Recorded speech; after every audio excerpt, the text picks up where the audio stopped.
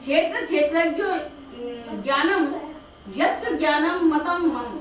क्षेत्र शरीर की संपूर्ण संसार के साथ एकता है और क्षेत्रज्ञ जीवात्मा की मेरे साथ एकता है। भगवान कह रहे हैं कि शरीर की तो संपूर्ण के साथ एकता है और जीवात्मा की मेरे साथ एकता है। ऐसा जो क्षेत्र क्षेत्रज्ञ का ज्ञान है वही मेरे मत में यथार्थ ज्ञान है। मतम मम कहने का तात्पर्य है कि संसार में अनेक विद्याओं का, अनेक भाषाओं का, अनेक लिपियों का, अनेक कलाओं का, तीनों लोक और 14 गुणों का जो ज्ञान है वह वास्तविक ज्ञान नहीं है, कारण कि वह ज्ञान सांसारिक व्यवहार में काम में आने वाला होते हुए भी संसार में फंसाने वाला होने से अज्ञान ही है। वास्तविक ज्ञान तो वही है जिसे स्वयं के शरीर से संबंधित छेद हो जाए। आप नहीं पढ़ रहे हैं ना शरीर और शरीर अलग, तो वास्तविक ज्ञान यही है कि हमें शरीर से अलग होना है, शरीर अलग है और मैं अलग हूँ, और फिर संसार में जन्म न हो, संसार की परतंत्रता न हो, यही ज्ञान भगवान के मत में यथार्थ ज्ञान है। क्षेत्रज्ञ जीव और ब्रह्म एक ही है। एक क्षेत्र के संबंध से वह क्षेत्रज्ञ है और संपूर्ण क्षेत्रों के संबंध से रहित होने पर वह ब्रह्म है। अपन अपने वो अंश से वो तो क्षेत्र होगी, जीवात्मा होगी, और इसमें नहीं है संसार में, तो वो ब्रह्म है।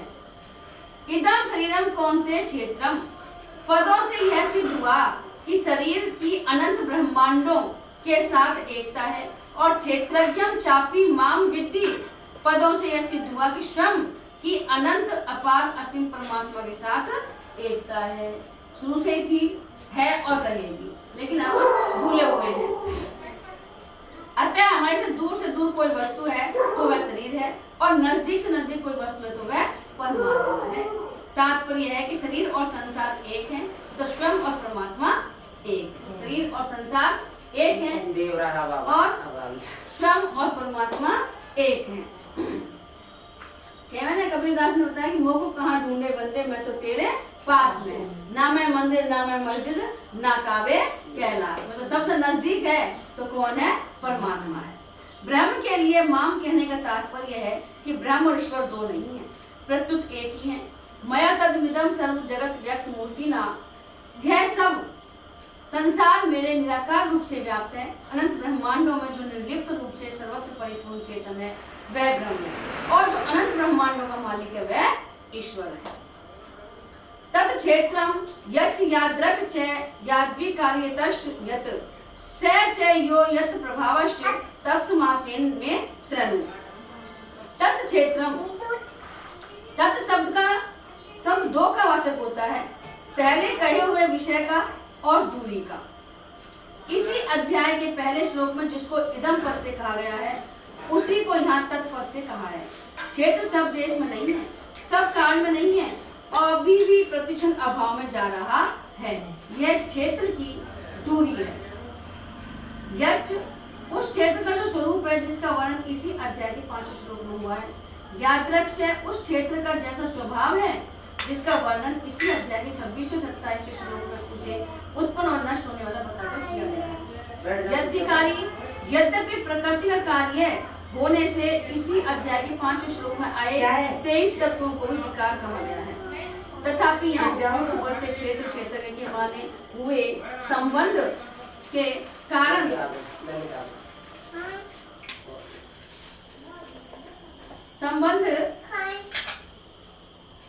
कारण क्षेत्र में उत्पन्न होने वाले इच्छा द्वेषादि विकारों को ही विकार कहा गया है, जिनका वर्णन 6 श्लोक में हुआ है।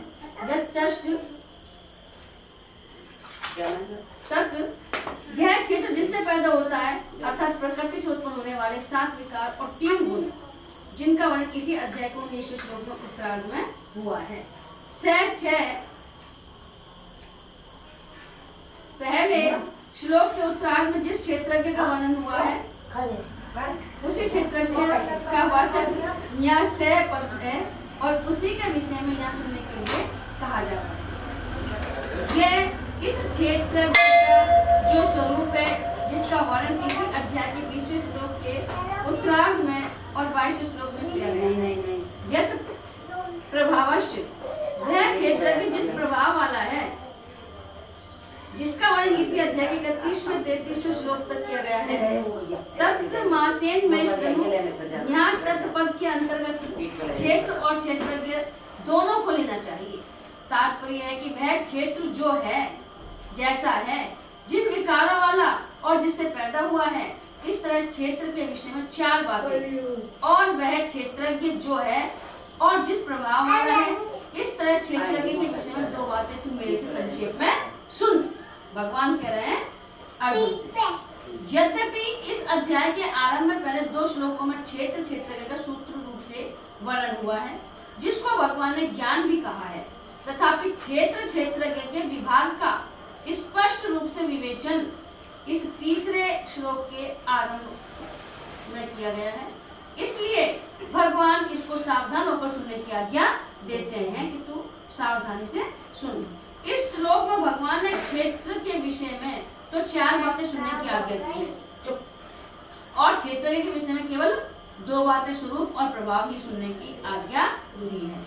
इससे यह शंका हो सकती है कि क्षेत्र का प्रभाव भी क्यों नहीं कहा गया, और साथ ही क्षेत्र के स्वभाव, विकार और जिससे जो पैदा हुआ, इन विषयों पर भी क्यों नहीं कहा गया। इसका समाधान यह है कि एक क्षण भी एक रूप में स्थिर न रहने वाले क्षेत्र का प्रभाव हो ही क्या सकता है। ये तो हर क्षण बदल रहा है, परिवर्तन हो रहा है। प्रकृतिस्थ अर्थात संसारी पुरुष के अंतःकरण में धनादि जड़ पदार्थों का महत्व रहता है, इसलिए उसको संसार में क्षेत्र का अर्थात धनादि जड़ पदार्थों का प्रभाव दिखता है। यही सब कुछ है, परमात्मा नहीं। ये जो दिखाई दे रहा है धन दौलत मकान, यही सब कुछ है। वास्तव में स्वतंत्र रूप से क्षेत्र का कुछ भी प्रभाव नहीं है, अतः उसके प्रभाव का कोई वर्णन नहीं किया। क्षेत्रज्ञ जो आत्मा है का स्वरूप उत्पत्ति विनाश रहित है, इसलिए उसका स्वभाव भी उत्पत्ति विनाश रहित है। न तो उसका जन्म होता है, न उसका मरण होता है। नैनम चिंतन्ति नहीं। अतः भगवान ने उसके स्वभाव का अलग से वर्णन न करके स्वरूप के अंतर्गत ही कर दिया। क्षेत्र के साथ अपना संबंध मानने के कारण ही क्षेत्रज्ञ में इच्छा द्वेष आदि विकारों की प्रतीति होती है, अन्यथा क्षेत्रज्ञ सर्वथा निर्विकार ही है। अतः निर्विकार क्षेत्र के विकारों का वर्णन संभव नहीं। क्षेत्रज्ञ अद्वितीय, अनादि और नित्य है। अतः इसके विषय में कौन किससे पैदा हुआ, यह प्रश्न ही नहीं बनता। भगवान के द्वारा तत्समासेन में शृणु कहने का तात्पर्य है कि साधक के लिए ज्यादा जानने की जरूरत नहीं है। ज्यादा जानने में समय तो ज्यादा खर्च होता है और साधन कम होगा। ऋषि वीर बहुधा गीतम छंदो भीर विविधे पृथक ब्रह्म सूत्र प्रदेश हेतु मत भी विनिश्चित। वैदिक मंत्रों के दृष्टा तथा शास्त्रों, स्मृतियों और पुराणों के रचयिता ऋषियों ने अपने अपने अर्थात शास्त्र और स्मृति आदि ग्रंथों में जड़ चेतन, सत असत, शरीर शरीरी, देह देही, नित्य अनित्य आदि शब्दों से क्षेत्र क्षेत्रज्ञ का बहुत विस्तार से वर्णन किया है। छंदो भी विविधे पृथक, यहाँ विविधे विशेषण से छंदो भी पद ऋक, यजु, साम और अर्थक इन चारों वेदों के संहिता और ब्राह्मण भागों के मंत्रों का वाचक है। इन्हीं के अंतर्गत संपूर्ण उपनिषद और भिन्न भिन्न शाखाओं को भी समझ लेना चाहिए।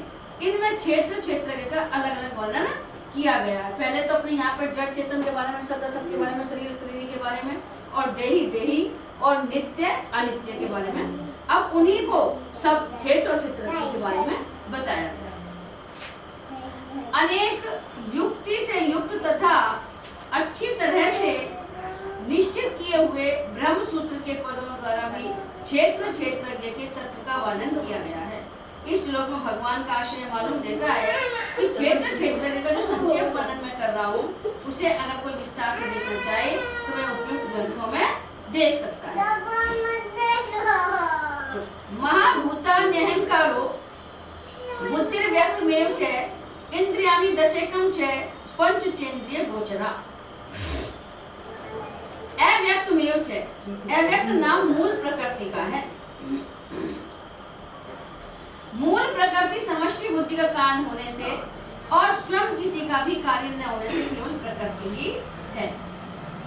बुद्धि, यह पद समष्टि बुद्धि अर्थात महत्व का वाचक है। इस बुद्धि से अहंकार पैदा होता है, इसलिए यह प्रकृति है और मूल प्रकृति के कार्य होने से विकृति है। तात्पर्य है कि यह बुद्धि प्रकृति विकृति है। अहंकार, यह पद समष्टि अहंकार का वाचक है। इसको अहम भाव भी कहते हैं। पंच महाभूत का कारण होने से यह अहंकार प्रकृति है और बुद्धि का कार्य होने से यह विकृति है। तात्पर्य है कि यह अहंकार प्रकृति विकृति है। महाभूतानि यानी बुद्धि प्रकृति विकृति है, अहंकार प्रकृति विकृति है। महाभूतानि पृथ्वी जल तेज वायु और आकाश, ये पंच महाभूत। महाभूत दो प्रकार के होते हैं, पंजीकृत और अपंजीकृत। एक एक महाभूत के 5 विभाग होकर जो मिश्रण होता है उसको पंचीकृत महाभूत कहते हैं। आकाश के 2 विभाग हैं, जिनमें से आधा भाग आकाश अपने स्वरूप से रहा और दूसरे आधे भाग के 4 विभाग किए। उनमें से उसने एक भाग वायु को, एक भाग तेज को, एक भाग जल को, एक भाग पृथ्वी को दिया। ये आकाश विभाग है। वायु के 2 विभाग हैं, उनमें से आधा भाग वायु अपने स्वरूप से रही और दूसरे आधे भाग के 4 विभाग किए, जिनको क्रमशः आकाश, तेज, जल, पृथ्वी को दिए, वायु ने भी दिए। तेज के 2 विभाग हैं, उनमें से आधा भाग तेज अपने स्वरूप से रहा और दूसरे आधे भाग के 4 विभाग करके क्रमशः एक एक भाग आकाश, वायु, जल, पृथ्वी को दिया। जल के 2 विभाग हैं, उनमें से आधा भाग जल अपने स्वरूप से रहा और दूसरे आधे भाग के 4 विभाग करके क्रमशः एक एक भाग आकाश, वायु, तेज और पृथ्वी को दिया। सब में जल भी तो रहेगा ना, ये 4-5 में आधा भाग है। ऐसे ही पृथ्वी के 2 विभाग हैं, उनमें से आधा भाग पृथ्वी अपने स्वरूप से रही और दूसरे आधे भाग के 4 विभाग अपने क्रमशः एक एक भाग आकाश, वायु, तेज और जल को दिया। इस तरह 5 महाभूतों का पंचीकरण मिश्रण होने से इसको पंचीकृत महाभूत कहते हैं। इन 5 महाभूतों के विभाग न होने पर इनको अपंचीकृत महाभूत कहते हैं। यहाँ इन्हीं अपंचीकृत महाभूतों का वाचक महाभूतानि पद है। इन महाभूतों को पंच तन मात्राएं तथा सूक्ष्म महाभूत भी कहते हैं। 10 इंद्रियां, एक मन और शब्द आदि 5 विषयों के कारण होने से एक महाभूत प्रकृति है और अहंकार के कार्य होने से विकृति है। तात्पर्य है कि ये पंच महाभूत प्रकृति विकृति है। इंद्रियानि 10, श्रोत, त्वचा, नेत्र, रसना और घ्राण, ये 5 ज्ञानेंद्रियां हैं तथा वाक, पानी, पाक, उपस्थ और वायु, ये 5 कर्मेंद्रियां हैं। ये 10 इंद्रियां अपंचीकृत महाभूतों से पैदा होने से और स्वयं किसी का भी कारण न होने से केवल विकृति है। प्रकृति और विकृति, ये विकृति है। एकम च अपंचीकृत महाभूतों से पैदा होने से और स्वयं किसी का भी कारण न होने से मन केवल विकृति ही है। पंच चेंद्रिय गोचरा, शब्द, स्पर्श, रूप, रस और गंध, ये 5 ज्ञानेंद्रियों के 5 विषय हैं। अपंचीकृत महाभूतों से पैदा होने से और स्वयं किसी के भी कारण न होने से 5 विषय केवल विकृति ही है। इन सब का निष्कर्ष यह निकला कि 5 महाभूत, एक अहंकार और एक बुद्धि, 7 प्रकृति विकृति है। 5 महाभूत है ये और अहंकार और बुद्धि, 7 ये प्रकृति विकृति है। मूल प्रकृति केवल प्रकृति है और 10 इंद्रियां, एक मन, 5 ज्ञानेंद्रियों के विषय, ये 16 केवल विकृति है। इस तरह 24 तत्वों के समुदाय का नाम क्षेत्र है। 24 तत्व हैं। इसी का एक तुच्छ अंश यह मनुष्य शरीर है।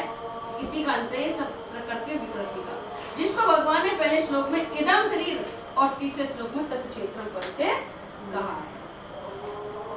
इच्छा, द्वेष, सुखम, दुखम, संघात, चेतना, गति, एतत् क्षेत्रम समासेन सविकार मुदायतम।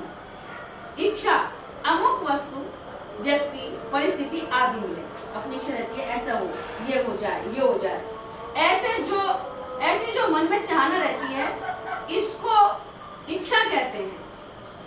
क्षेत्र के विकारों में भगवान सबसे पहले इच्छा रूप विकार का नाम लेते हैं। इसका तात्पर्य यह है कि इच्छा मूल विकार है, सबसे जो जड़ है वो इच्छा तृष्णा है, क्योंकि ऐसा कोई पाप और दुख नहीं है जो सांसारिक इच्छाओं से पैदा न होता हो। इच्छा के कारण ही अपन पाप करते हैं, अर्थात संपूर्ण पाप और दुख सांसारिक इच्छाओं से ही पैदा होते हैं। द्वेष, कामना और अभिमान में बाधा लगने पर क्रोध पैदा होता है। अपनी वही इच्छा करी अपन ने, या फिर मेरी कामना या इच्छा, कामना इच्छा की बात है, और अगर उसमें कोई बाधा डालता है तो हमें क्या होता है, क्रोध आता है, और अंतःकरण में उस क्रोध का जो सूक्ष्म रूप रहता है उसको द्वेष कहते हैं। क्रोध और द्वेष थोड़ा थोड़ा अंतर है। तो पहले अभिमान क्रोध आता है, कामना पूरी नहीं होती है जब, और अंतःकरण में उस क्रोध का जो सूक्ष्म रूप रहता है वो द्वेष होता है। जैसे इनने में कोई बाधा डाली तो मैं फिर तो गुस्सा करूंगी, और गुस्सा फिर उसको बोलूंगी ना, मेरे अंदर जमा हो जाएगा, इनके साथ मेरे साथ ऐसा व्यवहार किया, तो द्वेष हो गया, इनसे द्वेष करने लगी, राग की जगह क्या हो गया, द्वेष हो गया। यहाँ द्वेष पद के अंतर्गत क्रोध को भी समझ लेना चाहिए। सुखम, अनुकूलता के आने पर मन में जो प्रसन्नता होती है, अर्थात अनुकूल परिस्थिति जो मन को सुहाती है, उसको सुख कहते हैं। कि आज मैंने यह चाहिए कि वो खाओ पियो मिल जाए, मेरी कामना है कि मेरे बेटा हो जाए, मेरी नौकरी लग जाए, तो वो अपनी कामना पूरी होगी, सुख अनुकूल परिस्थिति आ गई ना, लगते ही जो भी इच्छा अपन ने करी वो पूरी होगी तो वो सुख हो गया। और दुखम हो गया तभी तो अब यहाँ आए।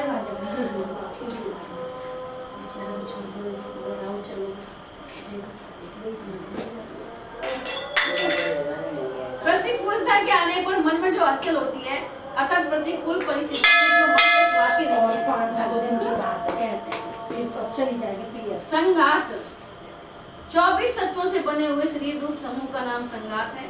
शरीर का उत्पन्न होकर सत्ता रूप से दिखना भी विकार है, तथा उसमें प्रतिशत परिवर्तन होते रहना भी विकार है। चेतना, चेतना नाम प्राण शक्ति का है, अर्थात शरीर में जो प्राण चल रहे हैं उसका नाम चेतना है।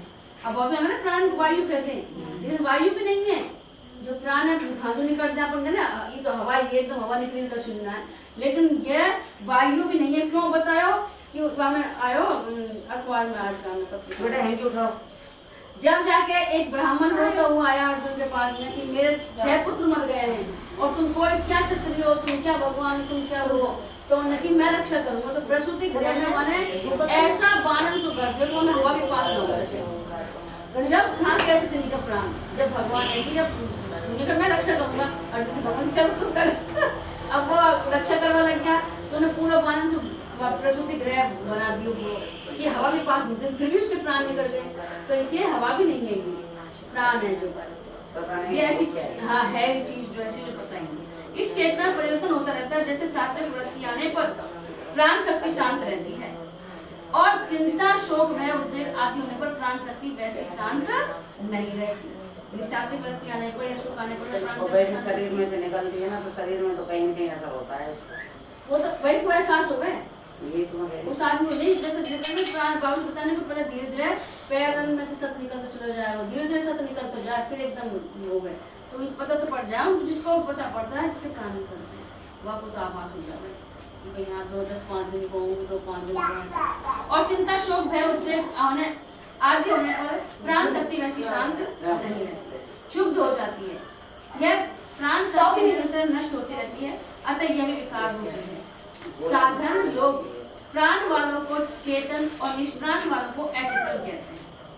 इस दृष्टि से यहाँ प्राण शक्ति को चेतना कहा गया है, यानी कि हवा भाव में चेतना कहा गया है प्राण शक्ति को, कि जो प्राण ना हो तो निश्चेत पड़ो या निष्प्राण पड़ो है, और चेतना है तो सचेत प्राण शक्ति है। धरती, धरती नाम धारणा शक्ति का है। यह धरती भी बदलती रहती है, मनुष्य कभी धैर्य को धारण करता है और कभी धैर्य को छोड़ देता है। प्रतिकूल परिस्थिति आ जाए तो सब धुंधला रह जाए। कभी धैर्य ज्यादा रहता है, कभी धैर्य कम रहता है। मनुष्य कभी अच्छी बात को धारण करता है और कभी विपरीत बात को धारण करता है। अतः धरती भी क्षेत्र का विकार है, इसमें भी बदलाव आता रहता है। एतत् क्षेत्रम समासेन सविकार मुदातम, जैसे पहले श्लोक में इदम शरीरम कहकर दृष्टि शरीर से अपने को अलग देखने के लिए कहा है, ऐसे ही दृश्य से दृष्टा को अलग दिखाने के लिए यहाँ एतत् पद आया है। दृश्य अलग है और दृष्टा अलग है। देखना 5वें श्लोक में भगवान ने समष्टि संसार का वर्णन किया है और ये 6ठे श्लोक में व्यष्टि शरीर के विकारों का वर्णन किया है, क्योंकि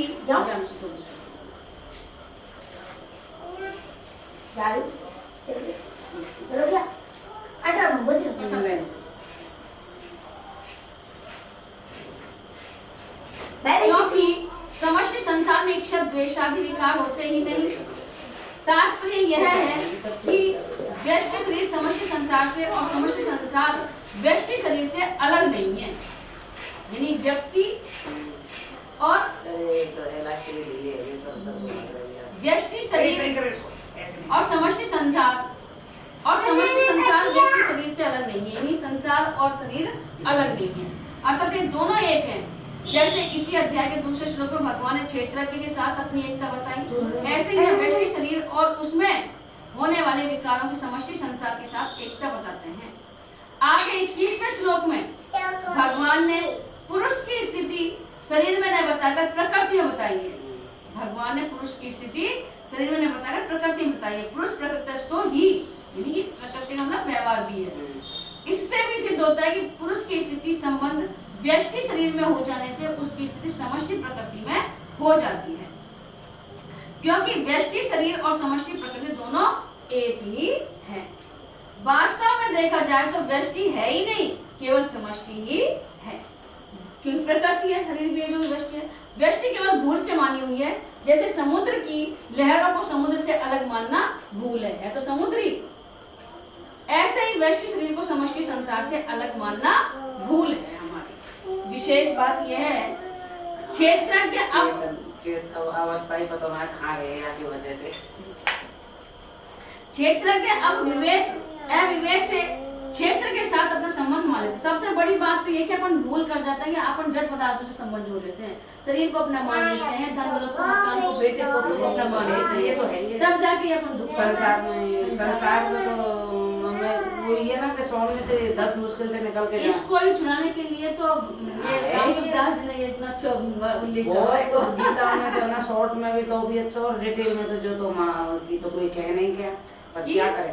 तब क्षेत्र में इच्छा द्वेष आदि विकार पैदा हो जाते हैं।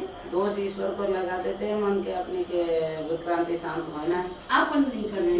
एक आयो और फिर माया जाल में फंस रहे हैं तो फंस रहे हैं, क्या करें। कि भगवान मुझसे बहुत प्यार करते हैं, मैं भगवान से बहुत प्यार करती हूँ, तो उन्होंने की फिर अब मुझे कुछ अलग अनुभव होने लगे। तो उन्होंने की प्यार क्या होता है, तुम इस बात को जानती हो क्या? प्यार क्या होता है? भगवान को तो अपन प्यार करते हैं, भगवान अपन बोलते हैं, भगवान की कृपा बरसती रहती है, दया बरसती रहती है अपने ऊपर। अपन इस लायक नहीं है कि अपन भगवान को प्यार करें। भगवान हम ये कहते हैं भगवान को धन्यवाद दें, भगवान ने हमको अपना लिया, भगवान ने हमको अपने चरणों में जगह दे दिया, चरणों में जगह दे रखी है। और ये सबसे बड़ी बात है, मनुष्य जन्म दे दियो, सबसे बड़ी कृपा चीज है भाई। 3 कृपा बताई, ईश कृपा, गुरु कृपा, निज कृपा। तो ईश कृपा तो हो ही गई, भगवान ने कृपा कर दी, अपने को मनुष्य शरीर दे दिया। गुरु कृपा कि अपने को संतों का संग मिल गया, अच्छे अध्याय करने के लिए मिल गए, ग्रंथ मिल गए, और अच्छा अपने को सदाचार आचरण मिल गया। अब तो निज कृपा है अपनी, कि अपन निज कृपा कितनी करते हैं, आलस्य में पड़े रहेंगे तो कुछ भी नहीं हुआ अपन। और अपन अगर लगे रहे इनमें, ये भी बताया कि ये ग्रंथों को अपन पढ़ते ना, गीता भागवत, इनसे ही भगवान की प्राप्ति, क्योंकि हर समय अपन इतना याद चिंतन होता रहता है। फिर अपन तो ये तब क्षेत्र में इच्छा द्वेष आदि विकार पैदा हो जाते हैं। क्षेत्रज्ञ का वास्तविक स्वरूप तो सर्वथा निर्वाकारी है। क्षेत्रज्ञ के संयोग से पैदा होने वाले विकार सर्वथा मिटाए जा सकते हैं। बेटा डिस्टर्ब मतलब चुपचाप बैठ जाओ, क्योंकि क्षेत्रज्ञ का क्षेत्र के साथ संयोग केवल माना हुआ है, ये जन्मजात नहीं है, माना हुआ, अपने मान रखा है। इस माने हुए संयोग को मिटाने के लिए भगवान इस अध्याय के पहले श्लोक में शरीर को अपने से पृथक देखने के लिए, शरीर अलग है, मैं अलग हूँ। फिर दूसरे श्लोक परमात्मा से अपने नित्य संयोग का अनुभव करने के लिए कहते हैं कि शरीर तो अलग है और मेरा संयोग परमात्मा से नित्य है और रहेगा। ऐसा अनुभव होने पर क्षेत्र के साथ मानी हुई एकता का सर्वथा अभाव हो जाता है, धीरे धीरे वो मिटने लग जाती है और फिर विकार उत्पन्न हो ही नहीं सकते। बोध होने पर अर्थात क्षेत्र से सर्वथा संबंध विच्छेद होने पर इच्छा और द्वेष सदा के लिए सर्वथा मिट जाएंगे। अपन मान लो जब अपनी इच्छा हो, अपना बेटा मान लो तो नौकरी लग जाए, ब्याह हो जाए, ये हो जाए, इच्छा खत्म ही ना होए तो अगर ना मानेगा हाँ ठीक है भगवान ने दिया और भगवान ने ले लियो, या भगवान जो करेगा जो सही करेगा तो दुआ जाए। सुख और दुख अर्थात अनुकूल और प्रतिकूल परिस्थितियों ज्ञान तो होता है, पर उससे अंतःकरण में कोई भी कार्य बना नहीं होता। जो संत लोग हैं, महात्मा लोग हैं, कष्ट तो उनके जीवन में भी आते हैं, लेकिन वो उसमें भी सुखानुभूति करते हैं और भगवान का नाम नहीं छोड़ते। सबसे बड़ी बात ये है, अरे ये नाम अभी भगवान का नाम नहीं छोड़ता। कोई संत प्रवचन करेगा, कोई भी यही कहेगा रटो, हाँ बस जिब्या पे नाम ले, ध्यान दे, फिर ध्यान आ जाएगी। ऊपर अपना हाँ। भगवान अपना वो करवाता रहे, अरे भाई खोल देगा तुम। अर्थात अनुकूल प्रतिकूल परिस्थिति प्राप्त होने पर जीवन मुक्त महापुरुष सुखी दुखी नहीं होता। साधारण मनुष्य तो सुखी दुखी होगा, लेकिन जो जीवन मुक्त महापुरुष हैं वो सुखी दुखी नहीं होंगे। सुख दुख का ज्ञान होना दोषी नहीं है, परंतु तो उसका असर पड़ना दोषी है। ज्ञान किसी का भी दोषी नहीं होता। जैसे भोजन करते समय जीभ में स्वाद का ज्ञान होना दोष नहीं है, परंतु तो भोजन के पदार्थ में राग या द्वेष होना दोष है। जीवन मुक्त महापुरुष का संगात अर्थात शरीर से किंचित मात्र भी मैं मेरेपन का संबंध न रहने के कारण उसका कहा जाने वाला शरीर यद्यपि महान पवित्र हो जाता है, तथापि प्रारब्ध के अनुसार उसका यह शरीर रहता ही है। जब तक शरीर रहता है तब तक चेतना प्राण शक्ति भी रहती है। परिश्रम होने पर उसमें चंचलता आती है, नहीं तो वह शांत रहती है। साधन अवस्था में जो सात्विकों की धरती थी वह बोध होने पर भी रहती है, परंतु अंतःकरण से तादात्म्य रहने से तत्वज्ञ महापुरुष का चेतना और धरती रूप विकारों से कोई संबंध नहीं रहता। तात्पर्य यह हुआ कि शरीर के साथ तादात्म्य होने से जो विकार होते हैं वे विकार बोध होने पर नहीं होते। संघात, चेतना और धरती रूप विकारों के होने पर भी उनका स्वयं पर कुछ असर नहीं पड़ता। क्षेत्र के साथ संबंध रखने से ही इच्छा द्वेष सुख दुख आदि विकार क्षेत्रज्ञ पुरुष सुख दुख का नाम भोक्तृत्व हेतु इच्छा द्वेष आदि सभी विकार तारतम्य में हैं। तारतम्य में भी ये विकार जड़ अंश में रहते हैं। यहाँ भगवान ने 24 तत्वों वाले शरीर को तथा उसके 7 विकारों को एतत् कहा। एतत् क्षेत्र इसका तात्पर्य है कि स्वयं क्षेत्र से मिला हुआ नहीं है, प्रत्युत सर्वथा अलग है। स्थूल, सूक्ष्म और कारण तीनों ही शरीर एतत् पद के अंतर्गत होने से हमारा यहाँ विशेष ध्यान देने की बात है कि जब अहंकार का कारण महत् तत्व और मूल प्रकृति को भी एतत् शब्द से कह दिया तो फिर अहंकार के एतत् होने का कहना है नजदीक महत्व है और महत् तत्व से नजदीक प्रकृति है। यह प्रकृति भी एतत् क्षेत्र में तात्पर्य है कि अहम हमारा स्वरूप है ही नहीं। जो मनुष्य स्वयं को और अहम को अलग अलग जान लेता है उसका फिर कभी जन्म होता तो नहीं और परमात्मा को प्राप्त हो जाता है। सब्जी मंडी में सीधे आना है और रेशम डॉक्टर जाना है और जाना अमानितु मदम भी महिंसा 15-20 मिनट शांति राजनम आचार्योपासनम शौचम स्तरीय मात्म अमानित्वम अपने में मानीपन के अभाव का नाम अमानित्व है। वर्ण, आश्रम, योग्यता, विद्या, गुण, पद आदि को लेकर अपने में श्रेष्ठता का भाव होता है कि मैं मान्य हूँ, मैं आदरणीय हूँ, परंतु यह भाव उत्पत्ति विनाशी शरीर के साथ तादात्म्य होने से ही होता है। अतः इसमें जड़ता की ही मुख्यता रहती है। इस मानीपन के रहने से साधक को वास्तविक ज्ञान नहीं होता। यह मानीपन साधक में जितना कम रहेगा उतना ही जड़ता का महत्व कम होगा। जड़ता का महत्व जितना कम होगा, जड़ता को लेकर अपने में मानीपन का भाव और साधक उतना ही चिन्ह में उपाय जब साधक खुद बड़ा बन जाता है तब उसमें मानीपन आ जाता है। अतः साधक को चाहिए कि जो श्रेष्ठ पुरुष है, साधन में अपने से बड़े हैं, तत्वज्ञ हैं, उनका संग करे, उनके पास में रहे, उनके अनुकूल बन जाए। इससे मानीपन दूर हो जाता है। इतना ही नहीं, उनके संग से बहुत से दोष दूर हो जाते हैं। गोस्वामी तुलसीदास जी कहते हैं, सबई मान प्रद आप अमानी, अर्थात संत सभी को मान देने वाले और स्वयं अमानी, मान पाने की इच्छा से रहित होते हैं। वो दूसरों का सम्मान करते हैं लेकिन खुद सम्मान की इच्छा नहीं रखते। इसी तरह साधक को भी मानीपन दूर करने के लिए सदा दूसरों को मान, आदर, सत्कार, बड़ाई आदि देने का स्वभाव बनाना चाहिए। ऐसा स्वभाव तभी बन सकता है जब वह दूसरों को किसी न किसी दृष्टि से अपने से श्रेष्ठ माने कि ये श्रेष्ठ है, महान है। यह नियम है कि प्रत्येक मनुष्य भिन्न भिन्न स्थिति वाला होते हुए भी कोई न कोई विशेषता रखता ही है। यह विशेषता वर्ण, आश्रम, गुण, विद्या, बुद्धि, योग्यता, पद, अधिकार आदि किसी भी कारण से हो सकती है। अतः साधक को चाहिए कि दूसरों की विशेषता की तरफ दृष्टि रखकर उनका सदा सम्मान करे। इस प्रकार दूसरों को मान देने का भीतर से स्वभाव बन जाने से स्वयं मान पाने की इच्छा का स्वतः अभाव होता चला जाता है। हाँ, दूसरों को मान देते समय साधक का उद्देश्य अपने में मानीपन मिटाने का होना चाहिए, बदले में दूसरों का मान पाने का नहीं। विशेष बात यह है, गीता में भगवान ने भक्ति मार्ग के साधक में सबसे पहले भय का अभाव बताया है और अंत में मानीपन का अभाव बताया है। पहले तो निर्भय हो जाए और मान सम्मान की चिंता नहीं करे। नाती मानिता, परंतु ज्ञान मार्ग के साधन में मानीपन का अभाव सबसे पहले बताया है। अमानित्वम और भय का अभाव सबसे अंत में बताया है। तत्व ज्ञानार्थ दर्शनम, इसका तात्पर्य यह है कि जैसे बालक अपनी माँ को देखकर अभय हो जाता है, ऐसे ही भक्ति मार्ग में साधक पहला जी की तरह आरंभ से ही सब जगह अपने प्रभु को ही देखता है, इसलिए वह आरंभ में ही अभय हो जाता है। भक्त में स्वयं अमानी रहकर दूसरों को मान देने की आदत शुरू से ही रहती है। अंत में उसका देहाध्यास अर्थात शरीर से मानी हुई एकता अपने आप मिट जाती है, तो वह सर्वथा अमानी हो जाता है।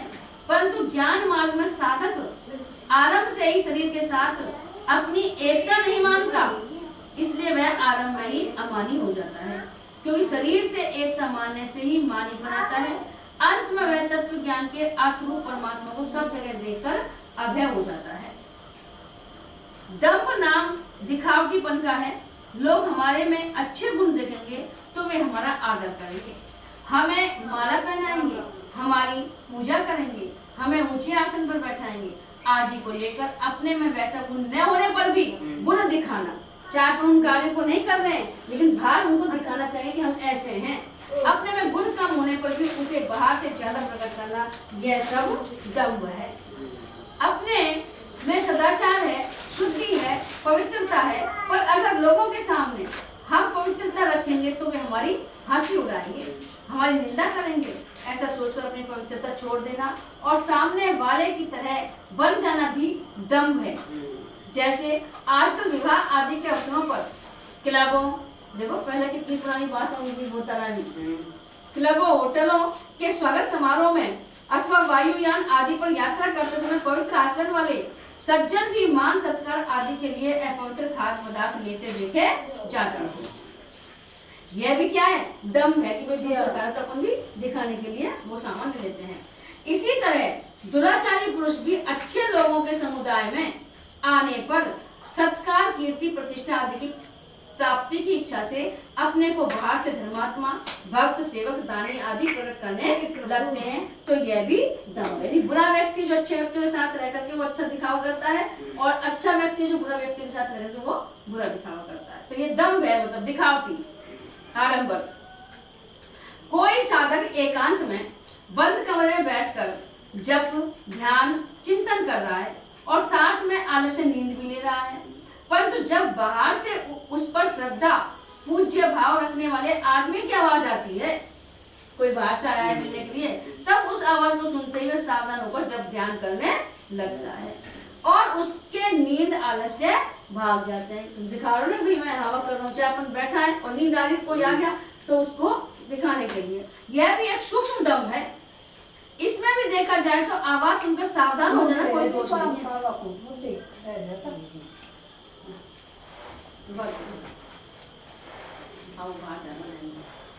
पर और उसमें जो दिखावटीपन का भाव आ जाता है, उस आदमी, यह आदमी मेरे में अश्रद्धा न कर ले। भाई अगर मैं ऐसे रहूंगा तो ये अश्रद्धा हो जाएगी, भाई जब वो तो करे ही ना तो हम कैसे करेंगे। यह भाव आना दोष है।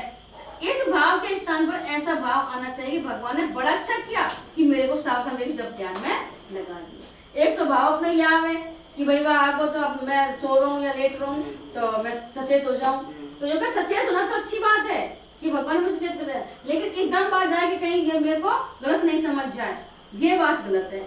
इन सब प्रकार के दम्भों का अभाव होना अदम्भित्व है। ऐसी बातों को छोड़ना, अभाव होना अदम्भ है। उपाय, साधक को अपना उद्देश्य एकमात्र परमात्मा प्राप्ति का ही रखना चाहिए। लोगों को दिखाने का किंचन मात्र ही नहीं। अगर उसमें दिखावटीपन आ जाएगा तो उसके साधन में शिथिलता आ जाएगी, जिससे उद्देश्य की सिद्धि में बाधा लग जाएगी। अतः उसको कोई अच्छा बुरा ऊंच नीच जो भी कुछ समझे उसकी इसकी तरफ ख्याल न करके वह अपने साधन में लगा रहे। ऐसे सावधानी रखने से दंभ मिट जाता है। हाँ, पर 8 बज गए और आज तो 7 है ना। मन अहिंसा, मन वाणी से, शरीर से। कल वापस आएंगे। ले ले ले। अच्छा अच्छा अच्छा अच्छा।